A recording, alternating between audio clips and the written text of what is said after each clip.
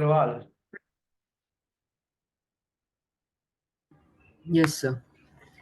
Devolution of joint liabilities. If joint promisor does not discharge their obligation as above, then following provisions will apply. देखो ऊपर अपन First, ने क्या पढ़ा था? ऊपर अपन ने पढ़ा था कि सर एक तो उनकी जॉइंट एंड सेवरल लाइबिलिटी होती है, जॉइंट एंड इंडिविजुअल लाइबिलिटी होती है, सेवरल यानी कि इंडिविजुअल लाइबिलिटी, यानी तीनों को मिलके यदि 1.5 लाख रुपए चुकाने हैं मिस्टर ए को, तो एक्स भी तीनों 50-50 हजार रुपए चुकाएंगे अनटिल एंड अनलेस कॉन्ट्रैक्ट में कुछ अदरवाइज लिखा हुआ है कि ये इतने एक चुकाएगा, ये 20,000 रुपए चुकाएगा, ये 30,000 रुपए चुकाएगा, या तो कुछ ऐसा लिखा हुआ हो, नहीं लिखा हुआ है तो तीनों की जॉइंट एंड इंडिविजुअल लाइबिलिटी होती है। ठीक है। यदि अच्छा, क्या पूरा का पूरा क्या पूरा का पूरा पैसा ए जो है किसी एक को बोल सकता है? यदि कॉन्ट्रैक्ट साइलेंट है तो बोल सकता है सर इसको चुकाना पड़ेगा, हाँ बदले में इसको कंट्रीब्यूशन का राइट मिल जाता है। यदि इनमें से किसी की डेथ हो गई है तो इसके लीगल रिप्रेजेंटेटिव्स इसको रिप्लेस करेंगे और फिर कॉन्ट्रैक्ट को इसी फैशन में पूरा किया जाएगा। यदि मिस्टर जेड की इंसॉल्वेंट हो गए तो इनके हिस्से का कौन बेयर विथ करेगा? दोनों बाकी के बचे हुए करेंगे। इस तरीके से अपन ने थोड़ा बहुत पढ़ा था। आइए, डिवोल्यूशन ऑफ जॉइंट लाइबिलिटीज, यदि ऊपर ये जो अपन ने पढ़ा है इस तरीके से जॉइंट और सेवरल लाइबिलिटीज से पॉसिबल नहीं हो पा रहा है, then following provisions will apply. First, jointly or severally compelled to perform. ठीक है। When there is hmm, when there is no express agreement, the promisee may compel one or more joint promises to perform whole promise. ये पहला point अपन ने पढ़ ही लिया। जब कोई express agreement नहीं है कि एक्स कितना चुकाएगा, वाई कितना चुकाएगा, जेड कितना चुकाएगा, या फिर एक्सप्रेसली ये नहीं लिखा है कि मिस्टर ए किसी भी एक जने को नहीं प्रेशराइज करेंगे पूरा पैसा देने को, तो फिर सर उनकी कैसी लाइबिलिटी होती है? जब कुछ लिखा ही नहीं है तो sir joint and several liability होती है। जॉइंटली भी लायबल है और इंडिविजुअली सेवरली भी लायबल है। ठीक है। पूरा प्रॉमिस परफॉर्म करने के लिए एक या दो जनों को भी बोला जा सकता है आउट ऑफ थ्री, एक्स और वाई तुम मिलके चुका दो। चलो अब चुकाना पड़ेगा यदि कॉन्ट्रैक्ट बनाते वक्त ध्यान नहीं रखा है तो। Next, second point. A joint promisor may claim compensation.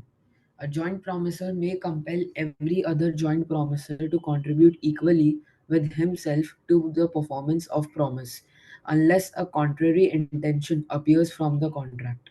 देखो, joint promisor may compel every other joint promisor to contribute equally with himself. अकेले भी पूरा चुकाना पड़ सकता है और बाद में भी कंट्रीब्यूशन ले सकता है, और साथ में भी बोल सकता है यार देखो अपनी सबकी जॉइंट लाइबिलिटी है तो तुम भी दे दो मैं भी दे देता हूँ, सब एक साथ कर लेते हैं। नहीं कर रहा है तो अकेले को करना पड़ेगा यदि कॉन्ट्रैक्ट साइलेंट है। ठीक है।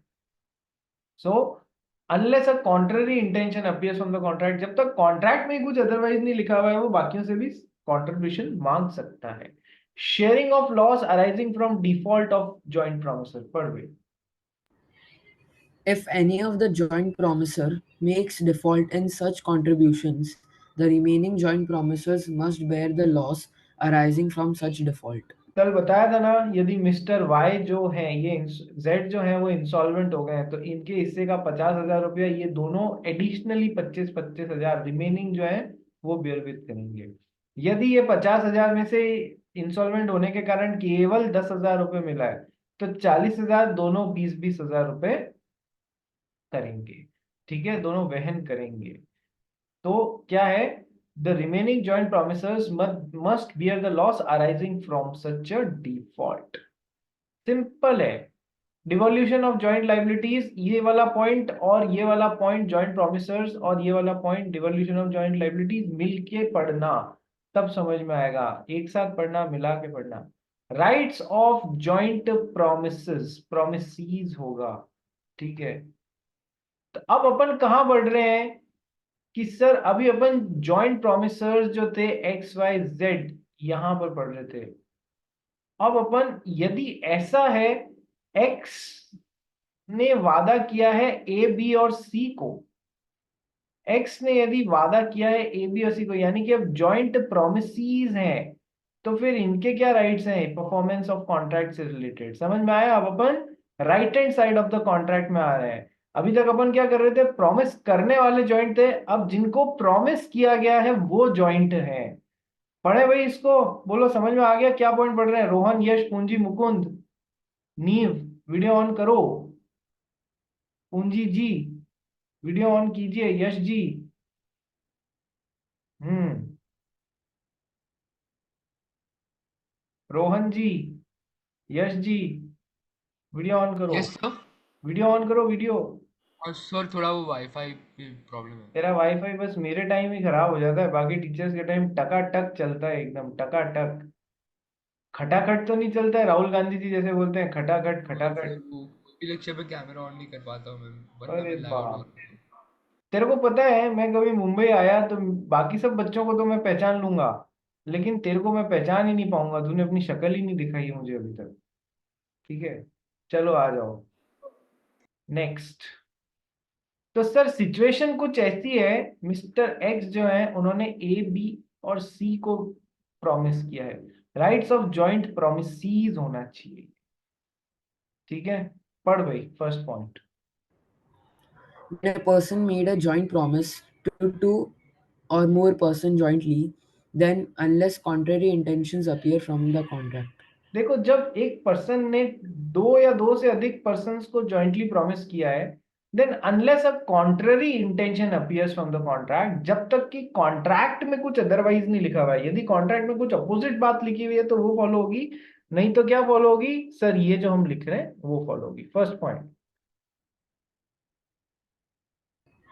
The right to claim performance rests with them during their joint lives and after death of any of them with representative of deceased jointly with survivors. Right to claim performance rests with them during their joint lives, यानी कि ये jointly जब तक जिंदा है sir ये मिल के performance मांग लेंगे, और इनमें से कोई मर गया तो इनके लीगल रिप्रेजेंटेटिव्स इनको रिप्लेस करके जॉइंटली परफॉर्मेंस मांग लेंगे। सारे मर गए तो सबके लीगल रिप्रेजेंटेटिव यहाँ आ जाएंगे, वो जॉइंटली परफॉर्मेंस मांग लेंगे मिस्टर एक्स से। ठीक है, after the death of last survivor with the representatives of all jointly, sir last survivor यानी सी भी मर गया तो सर तीन सबके लीगल रिप्रेजेंटेटिव्स मिलके मांगे। ठीक है, अह, वही है। इसमें कोई एग्जाम्पल में ऐसी कोई पढ़ने वाली बात नहीं है। Now liability of joint promisors, joint promisors X और वाई ने मिलके वादा किया है, एक्स वाई जेड ने मिलके वादा किया है ए को, तो सर ये अपन पढ़ चुके हैं, फिर भी एक बार देखो कुछ नया नहीं आ जाए, एक बार पढ़ लेते हैं। पढ़ चुके हैं लाइबिलिटी ऑफ जॉइंट प्रोमिसर्स, एक बार रिपीट है, कोई बात नहीं, पढ़ ले वापस। Point 1 say, हाँ, यहाँ से यहाँ से। when two or more persons make a joint promise, the promisee may compel, in the absence of contrary, any one or more of such joint promises to perform the whole promise. इसको बोल सकता है पूरा 1.5 लाख रुपए चुका, इन दोनों को बोल सकता है, हो सकता है तीनों को बोले, हो सकता है एक को भी बोल दे। ठीक है, second. If one of joint promisers is compelled to perform whole contract, he can call from contribution from others. He can call for contribution from others, भैया तेरा हिस्सा दे, तेरा हिस्सा दे, ले आ भाई। ठीक है, नेक्स्ट।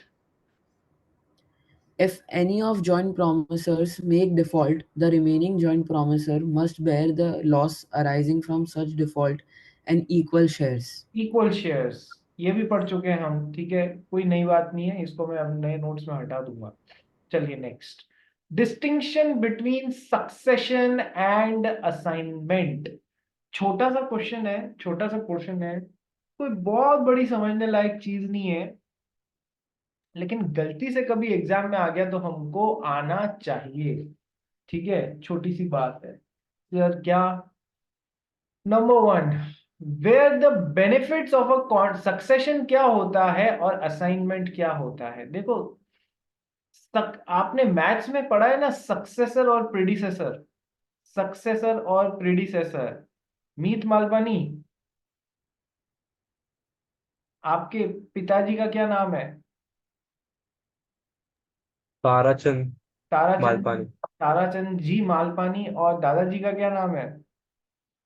रतनलाल जी मालपानी। रतनलाल जी मालपानी। ठीक है, तो सर ताराचंद जी मालपानी के प्रीडिसेसर तो है रतनलाल जी मालपानी, और सक्सेसर है मीत जी मालपानी, ठीक है। जैसे 5 का प्रेडिसेसर 4 होता है और 5 का सक्सेसर 6 होता है। मीत मालपानी, ऋषभ जी को बोलो डिस्टर्ब नहीं करें, चलो आ जाओ। Next next next. तू कहीं ना कहीं अपने भाई से डरता है, बात दरअसल ये है। नेक्स्ट आ जाओ। तो अब क्या है कि सर सक्सेशन में क्या होता है रे? सक्सेशन में क्या होता है, ये जो वीडियो ऑन करते ऑफ करते हैं 1 सेकंड के लिए, दोनों एक दूसरे को एक एक लपड़ लगाते हैं, वापस ऑन कर देते हैं, ऐसा ही कुछ हो रहा है। चलो आ जाओ। तो अब सक्सेशन में क्या होता है, देखो कोई मेरे को सक्सीड करेगा तो भाई मेरी मेरी प्रॉपर्टी उसके पास में जाएगी या नहीं जाएगी? हाँ सर, जनरली तो यही होना चाहिए। एक बार पढ़ते हैं फिर समझाता हूँ सक्सेशन क्या होता है। पढ़ भाई। Where the benefits of a contract are given by succession, then both the burden and benefit attaching to the contract are passed to the successor. आगे सेकंड पॉइंट भी पढ़। However, the liability of the successor will be limited to the extent of the property inherited by him only. Succession कहाँ आ गया रे? देखो inheritance में आ गया या नहीं आ गया? यस सर, इनहेरिटेंस में आ गया। क्या मतलब है कि सर यदि कोई आदमी की डेथ हो गई, मान लीजिए मिस्टर एक्स की डेथ हो गई, तो उसके सन ने या उसके डॉटर ने उसको सक्सीड किया है, तो सर फादर ने जो भी कॉन्ट्रैक्ट्स बनाए हैं वो इनको इनहेरिटेंस में मिल जाएंगे, उसके फायदे और उसके नुकसान दोनों मिल जाएंगे या नहीं मिल जाएंगे? यदि कुछ पैसा वसूलना है मिस्टर एक्स ने मिस्टर वाई के साथ में कोई एग्रीमेंट बनाया था जहां से इनको अभी पैसा आना बाकी था, मिस्टर एक्स की डेथ हो गई, तो मिस्टर एक्स के जो लीगल रिप्रेजेंटेटिव हैं सन डॉटर वाइफ, वो यहाँ इनको रिप्लेस करेंगे और वो पैसा किसको मिलेगा? सर मिस्टर एक्स के लीगल रिप्रेजेंटेटिव्स को मिल जाएगा। तो सर कॉन्ट्रैक्ट के फायदे भी मिल रहे हैं। और सर यदि इस कॉन्ट्रैक्ट के अंडर कुछ करना भी था, मिस्टर वाई को कोई चीज देनी थी, तो सर वो भी देंगे। ठीक है। तो सर बात क्या है कि सर को जब कोई मर जाता है, जब कोई उसकी प्रॉपर्टी इनहेरिट करता है मरने वाले की, उसको उस टाइम हम लोग वर्ड क्या यूज लेते हैं? सक्सेशन। ठीक है। दूसरी बात कि सर सक्सेसर यानी कि जो लीगल रिप्रेजेंटेटिव्स है मरने वाले के, सर उनको क्या मिलेगा कि सर कॉन्ट्रैक्ट में जो राइट्स हैं और जो लाइबिलिटीज हैं वो दोनों मिलेंगी कॉन्ट्रैक्ट की। क्या ये बात समझ में आ गई? जितने भी कॉन्ट्रैक्ट्स उस आदमी ने बनाए हुए उसके राइट्स और लाइबिलिटीज दोनों इनहेरिट करेंगे वो। ठीक है। हाँ लेकिन एक बात ध्यान रखने की है, सर ऐसा नहीं हो सकता कि सर लाइबिलिटी कभी भी राइट से बढ़ के मिलेगी। जो इनहेरिट किए सक्सीड किए आपने, लाइबिलिटी कभी भी उससे ज्यादा नहीं मिलेगी। ये बात मैं आपको पिछली 2 क्लासेस में समझाते हुए आ रहा हूँ। मरने वाले ने आपके लिए प्रॉपर्टी छोड़ी 10 लाख की और लाइबिलिटी छोड़ गया 13 लाख रुपए की, तो क्या एक्स्ट्रा 3 लाख रुपए की लाइबिलिटी भी आपको भरनी पड़ेगी? कब से बता रहा हूं, नहीं sir. The liability can never exceed the rights inherited by you. Contract आपने सक्सीड किया है किसी को, तो उसके बनाए गए कॉन्ट्रैक्ट के राइट्स और लाइबिलिटी दोनों इनहेरिट करोगे। This is what is succession. But mind you, the liability can never increase the value of the property inherited. ठीक है। राइट से ज्यादा कभी भी लाइबिलिटी आपको नहीं सौंपी जाएगी।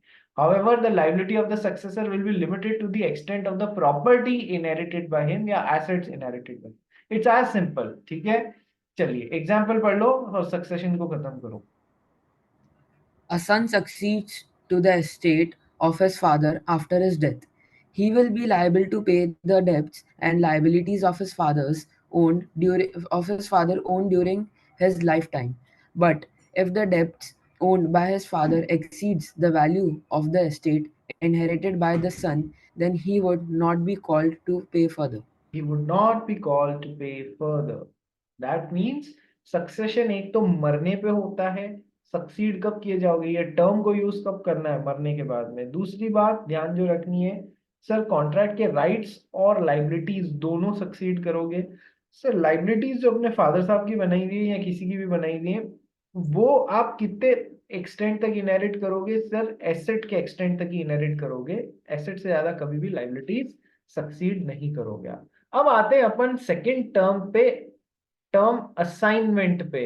असाइनमेंट पढ़ ले। अच्छा, इसको क्यों पढ़ रहे हैं under the performance of the contract? ये इसमें परफॉर्मेंस रिलेटेड क्या बात आ गई जो आपने चैप्टर परफॉर्मेंस ऑफ कॉन्ट्रैक्ट में डाल दिया? सर इसमें परफॉर्मेंस रिलेटेड बात ये आई कि लीगल रिप्रेजेंटेटिव को किस हद तक परफॉर्म करना पड़ेगा, कि सर कभी भी एसेट से ज्यादा लाइबिलिटीज के लिए परफॉर्म नहीं करना पड़ेगा। This is what is succession. Assignment पढ़ भाई। When benefits are given by assignment, only benefits are passed, not the burdens. Burdens cannot be assigned to anyone. When benefits are given by assignment, only benefits are passed and not the burdens. Only burdens cannot be assigned to anyone. ये only burdens की बात है। Only burdens cannot be assigned to anyone। मान लीजिए वही आदमी mister x जिसको हमने पिछले सक्सेशन के एग्जाम्पल में मार दिया था, मान लीजिए वो अभी जिंदा है। ठीक है सर, जिंदा कर देते हैं, हमारे पास एग्जाम्पल्स और टाइम की क्या ही प्रॉब्लम है। तो वही आदमी जिंदा है। उस जिंदे आदमी ने, मान लो हमारे मुकुंद भैया हैं, मुकुंद भैया को अपनी प्रॉपर्टी गिफ्ट करी, अपनी प्रॉपर्टी गिफ्ट करी, तो उस प्रॉपर्टी में अपने राइट्स इनको असाइन कर रहा है या नहीं कर रहा है? यस सर, उस प्रॉपर्टी में अपने राइट्स और अपने लाइबिलिटीज दोनों इनको असाइन कर रहा है। ठीक है, समझना, राइट्स और लाइबिलिटीज दोनों मुकुंद भैया को वो असाइन कर रहे हैं। तब तो सक्सेशन और असाइनमेंट में डिफरेंस क्या हुआ? पहला डिफरेंस तो ये हुआ कि सर सक्सेशन जो टर्म है वो हमेशा इनहेरिटेंस में काम आएगा। इनहेरिटेंस में मतलब किसी आदमी के मरने के, खत्म होने के बाद में काम आएगा, जबकि वही आदमी जीते जी अपनी प्रॉपर्टी किसी को दे रहा है, यानी कि वो क्या कर रहा है? असाइन कर रहा है उसको, असाइनमेंट कर रहा है, असाइन कर रहा है अपने राइट्स उस प्रॉपर्टी में। किसको असाइन कर रहे हैं अपने राइट्स उस प्रॉपर्टी में? मुकुंद को। ठीक है सर, राइट्स अकेले असाइन हो सकते हैं। मिस्टर एक्स ने मान लो उस प्रॉपर्टी पे कुछ, वो कहते हैं ना, छोटा मोटा लोन ले रखा है, तो ये कह सकते हैं, ऐसा कर सकते हैं कि मुकुंद इस प्रॉपर्टी में जो मेरे राइट्स हैं वो अब से तेरे, जो मेरी लाइबिलिटीज है इस पे जो छोटा मोटा लोन ले रखा है, प्रॉपर्टी है 10 करोड़ रुपए की और लोन है 1 करोड़ रुपए का, वो तो यार चुका देना है इसको, जब भी करे वगैरह तू संभाल लेना। मुकुंद राजी राजी लेगा, बोल रहा है 10 करोड़ की प्रॉपर्टी मिल रही है, कौन 1 करोड़ चुकाने से मना करेगा? हाँ हाँ चुका दूंगा सर। ठीक है, यानी ऐसा सिनेरियो हो सकता है कि राइट्स और लाइबिलिटीज दोनों असाइन हो रही हो। ठीक है, ऐसा सिनेरियो हो सकता है कि केवल राइट्स असाइन हो रहे हो, लाइबिलिटीज खुद उस गिफ्ट करने वाले ने बोल दिया हो कि लाइबिलिटीज मैं भर दूंगा बेटा, कोई बात नहीं, अपने आप भर दूंगा। मुकुंद और भी खुश, चलो पाप कटा, अपने आप भर देंगे वो, अपने तो पूरे 10 करोड़ रुपए की चीज आ गई है ना मुकुंद। ठीक है, प्रॉब्लम क्या आती सर, आप एग्जाम्पल भी 10-10 करोड़ वाले और मेरे नाम से लेते हो, ऐसे मत किया करो। ठीक है, रात में हवा में उड़ने का मन होता है।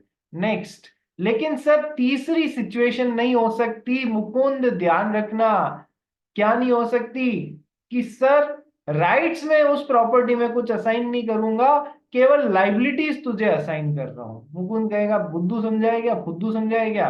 मतलब राइट्स कुछ असाइन नहीं कर रहे हो, केवल लाइबिलिटीज असाइन कर रहे हो, कि मैं आज से तुझे मेरे 1 करोड़ रुपए के लोन चुकाने की लाइबिलिटी असाइन करता हूँ। अब ऐसा मत करो।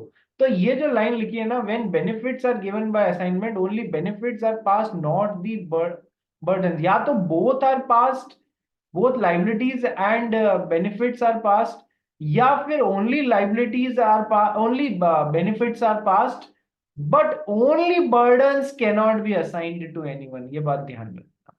ठीक है, सक्सेशन और असाइनमेंट हो गया। यस सर, चलिए नेक्स्ट अपन एक और टॉपिक करना है, time and place for performance of the promise. Time and place अपन ने पढ़ा था ना, क्या पढ़ा था? 5 essential elements of a valid tender of performance. क्या पढ़ा था? कि मैं अपना परफॉर्मेंस ऑफर कर रहा हूं, उसकी एक बहुत जरूरी बात होती है कि sir the tender of performance must be made at a proper time and must be made at a proper place. ठीक है, मुकुंद रात को 2 बजे किसी का दरवाजा खटखटा के बोलता है, किसका? यश भैया का बोलता है, देख मैंने कहा था ना 1 दिसंबर को मैं अपना कॉन्ट्रैक्ट परफॉर्म करूंगा, ले रात को 2 बजे आ गया मैं और तू एक्सेप्ट कर। Is the coming at a proper time? No sir. So will it be called a valid tender of performance? No sir, not at all. ठीक है, चलिए तो आइए time and place for performance of the promise करना चालू करते हैं। Time and place for performance of the promise, point number 1। If no time of performance is specified, section 46. If यदि no time is कोई समय बता, या तो समय बता दो कि आपको ये अपना कॉन्ट्रैक्ट परफॉर्म करना है अगले महीने की 31st को, या तो बता दो तब तक परफॉर्म, उस दौरान परफॉर्म हो जाना चाहिए। लेकिन सर कॉन्ट्रैक्ट में परफॉर्मेंस देने का समय ही नहीं बताया, तो फिर कौन से टाइम परफॉर्म किए जाएगा? If no time is perform, time of performance is specified. पढ़ भाई।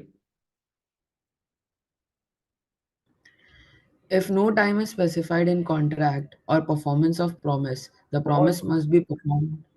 For performance of promise, For performance of promise, the promise must be performed within reasonable time. Reasonable time is interpreted having regards to facts and circumstances of case.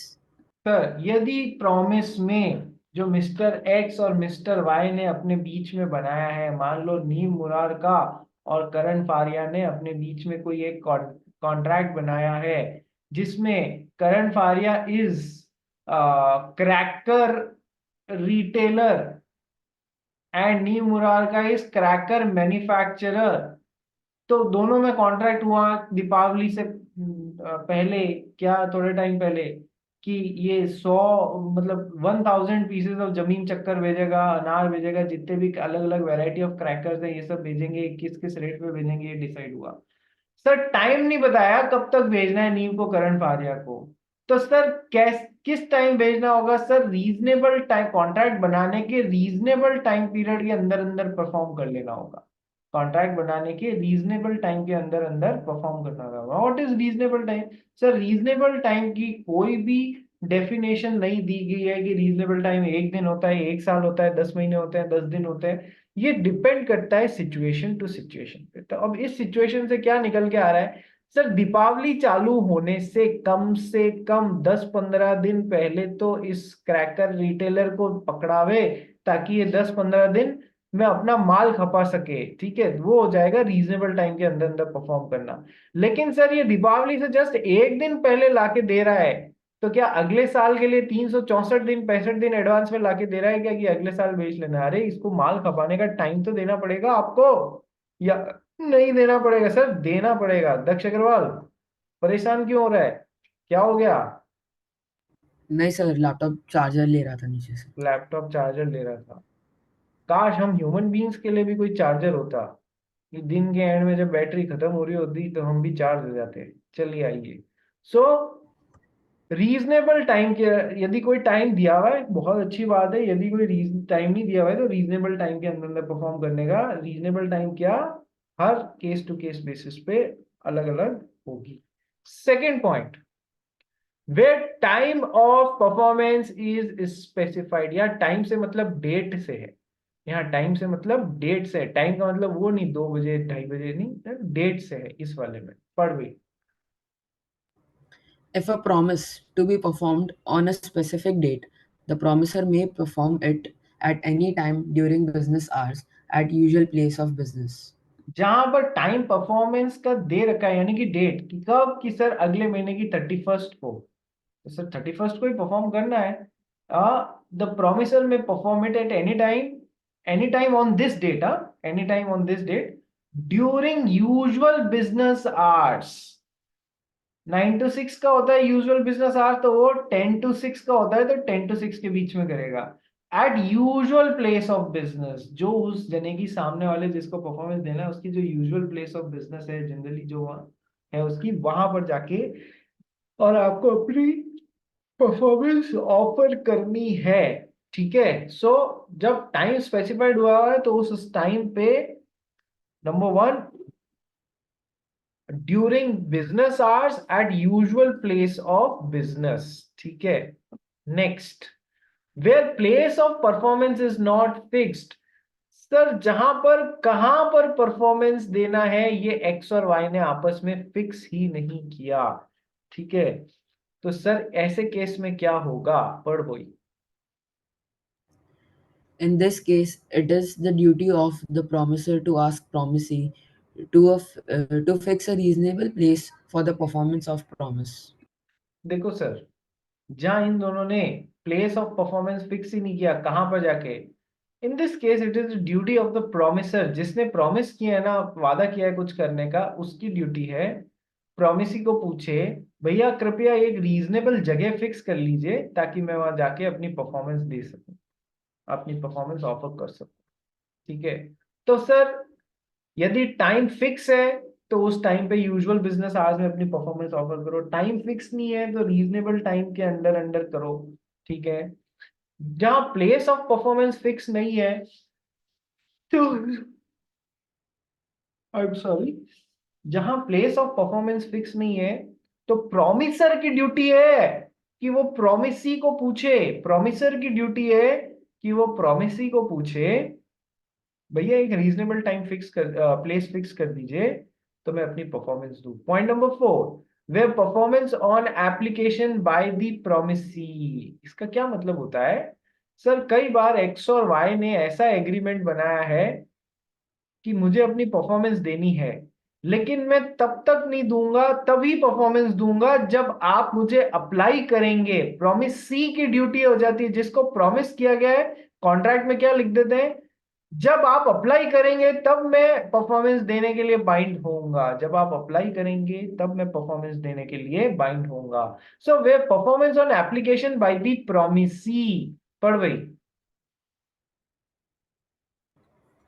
Where the promiser has not undertaken to perform without an application by the promisee, and the promise is to be performed on a certain day, it is the duty of the promisee to apply for performance at proper place and within usual hours of business.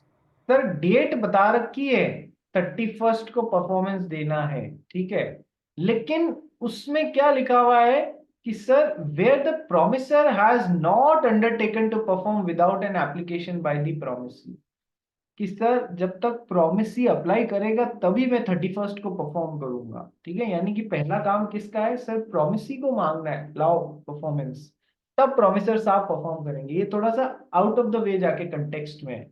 Generally क्या होता है, promiser ने promise किया है तो वो खुद ही बोल देता है कि भैया 31 तारीख आ गई है, बोलो कहाँ परफॉर्म करो। बट यदि प्रॉमिसी के कहने पे मैं परफॉर्म करने वाली बात हुई है तो फिर और 31 को ही परफॉर्म, सर्टेन डे को ही परफॉर्म करने की बात हुई है, then it is the duty of the promisee, promisee जिसको वादा किया गया है टू अप्लाई फॉर परफॉर्मेंस, वो अप्लाई करेगा परफॉर्मेंस देने के लिए at proper place within usual hours of business, यानी कि उसको भी अप्लाई करना है तो एक प्रॉपर प्लेस पे परफॉर्मेंस देने के लिए, और वो भी अप्लाई करेगा यूजुअल बिजनेस आवर्स के अंडर अंडर ही। वो भी 31 तारीख को रात को 2 बजे पहुंच के नहीं बोलेगा ला परफॉर्मेंस दे दे, ना ना ना, उसको भी यूजुअल बिजनेस आवर्स में ही अप्लाई करना पड़ेगा। ये जो यूजुअल बिजनेस आवर्स है ये दोनों पे एप्लीकेबल होगा। तो ये सेक्शंस कौन से थे, 46, 47, 48 and 49। 46, 47, 48 and 49 sections are pertaining to time and place for performance of the promise, time and place for performance of the promise। बोलो जी, समझ में आ गया कैसा जो, ठीक है। तो नेक्स्ट आता है effect of a refusal of a party to perform the promise, effect of a refusal of party to perform the promise. Sir X ने वाई को कुछ अंडर द कॉन्ट्रैक्ट करने का प्रॉमिस किया, वाई ने एक्स को कुछ प्रॉमिस किया कि सर अगले महीने की 31 को मैं आपको 5,000 किलो मूंग दाल प्रोवाइड करूंगा एट द रेट ₹55 पर केजी, एट द रेट ₹55 पर केजी मैं आपको 5,000 किलो मूंग दाल प्रोवाइड करूंगा। ठीक है, तो अब ये एग्जांपल मैंने आपको पहले भी बताया हुआ है कि सर 5,000 किलो मूंग दाल दूंगा, कब दूंगा, कि सर 31 को, किस रेट पे, एट द रेट ₹55 पर केजी। सर अभी 28 ही आई है और उसने मना कर दिया, रिफ्यूज कर दिया, भैया मैं परफॉर्म करने की पोजीशन में नहीं हूँ। ठीक है, तो वाई के पास में क्या सर, दो ऑप्शंस होते हैं, या तो सही में उसी समय एंटिसिपेटरी ब्रीच मान ले, एंटिसिपेट कर ले कि अभी आगे नहीं बढ़ेगा, तो एंटिसिपेटरी ब्रीच ऑफ कॉन्ट्रैक्ट मान ले और खत्म करे। ठीक है, और उस दिन जो भी रेट है उससे ही अपना डैमेज वसूल लेगा। मान लो मार्केट से इस दिन इसको 60 रुपए प्रति किलो में खरीदनी पड़ी, तो प्रति किलो 5 रुपए इसने ज्यादा पे किए फॉर 5000 kg, यानी 25,000 रुपए का नुकसान ये मिस्टर एक्स से वसूल सकता है मिस्टर वाई। लेकिन इसके पास दूसरा ऑप्शन क्या है कि सर ये सही में 31st तक वेट कर ले, क्या पता कि है ना वो लोग सही में सप्लाई कर देवे मिस्टर एक्स, इसको बुद्धि आ जाए तो। ठीक है, तो ये दो चीजें होती हैं। Effect of refusal of a party to perform promise, मैं नहीं दे सकती दाल 5000 kg, ठीक है, पढ़ भाई। When a party to a contract has refused to perform or disabled himself from performing his promise in entirely, two rights accrue to aggrieved party. Two rights accrue to the aggrieved party. Agreed party कौन sir? जिसके साथ में गलत हो गया। तो accrue मतलब उसको मिल जाते हैं। टू राइट्स अक्रू उसके फेवर में आ जाते हैं टू दी अग्रीड पार्टी। पहला क्या है? To terminate the contract. वो कहेगा ना चलो मैं भी आज ही कॉन्ट्रैक्ट खत्म हुआ हुआ मान लेता हूं, तो इसको अपन क्या बोलते हैं? Anticipatory breach of contract. उसको भी मिल जाएगा, ठीक है कॉन्ट्रैक्ट खत्म करो मैं आज ही मान लेता हूं। दूसरा क्या है? टू इंडिकेट बाय वर्ड्स और by conduct that he is interested in its continuance. यानी ये बोल देता है भैया मैं चालू रखने को मूड में हूं, मैं 31st तक वेट करूंगा। यानी ये दो ही राइट्स होते हैं, या तो एक्चुअल ब्रीच मान लेवे, या मतलब एक्चुअल ब्रीच तक रुक जावे, या एंटिसिपेटरी ब्रीच पहले ही मान लेवे। ये बात मैंने आपको बता दी है ना, दोनों ही पहले बता चुका हूं। Yes sir. देखो इस लाइन में एक जोरदार बात और आ रही है क्या? When a party to a contract has refused to perform, जो कि अभी दाल वाले एग्जाम्पल में मैंने लिया था, उसने 55 रुपए किलो में देने से रिफ्यूज कर दिया। और क्या लिखा हुआ है? और disabled himself from performing his promise. ये इंपॉर्टेंट हो सकता है क्योंकि आज दिन तक इस पे क्वेश्चन नहीं आया है। और disabled himself, refuse to perform पे तो आ चुका है, और disabled himself from performing his promise in entirety. इसको समझने के लिए एक छोटा सा एग्जांपल देखो। क्या छोटा सा एग्जांपल देखते हैं? हमारे न्यू मुरार का जो है वो दिन में कभी शाम को क्लास होती तो खिड़की से बड़े बाहर झांकते हैं। ठीक है, खिड़की से बाहर झांकते होंगे तो कोई रीजन ही होगा किस लिए खिड़की से बाहर झांकते हैं। खिड़की से बाहर झांकते हैं, जिसके लिए भी झांकते हैं उसके साथ में उन्होंने वादा कर लिया। क्या वादा कर लिया? कि अगले महीने की 31st को मैं आपके साथ में, अपन दोनों वादा करते हैं एक दूसरे से शादी करेंगे। ठीक है सर, कर लिया वादा। अगले महीने की 31st को मन में लड्डू फूटने चालू हो गए इनके। लेकिन सडनली 15 तारीख को इनका हृदय किसी और के लिए धड़कने लग जाता है। मुकुंद ध्यान से सुन यार, ठीक है। मुकुंद कौन थे? श्री कृष्ण है ना मुकुंद। श्री कृष्ण ऐसी बातों पे सोया नहीं करते हैं, ये आलस नहीं मारते हैं। ठीक है, आ जाओ। अरे सर आँख में कुछ चला गया था। हाँ ठीक है, तो सडनली नीम मुरार का जी का हृदय किसी और के लिए 15 तारीख को धड़कने लग गया। तो उन्होंने क्या किया? 20 तारीख को ही उससे शादी कर ली, 20th को ही उससे शादी कर ली। अभी 31st किसी और से करनी थी, लेकिन 20th को इनसे शादी कर ली, गर्ल नंबर 2 से। तो sir now he has disabled himself from performing this contract. अब ये वाला कॉन्ट्रैक्ट परफॉर्म नहीं कर पाएंगे क्योंकि ऑलरेडी एक शादी कर चुके हैं। तो he has disabled himself from performing this contract. अब ये इसे पूरा नहीं कर पाएंगे जब तक कि इनकी बीवी की डेथ ही नहीं हो जाती, तो एक अलग बात है। Otherwise he has disabled himself from performing this contract. ठीक है, सेम लिंक पे वापस रिज्वाइन करो।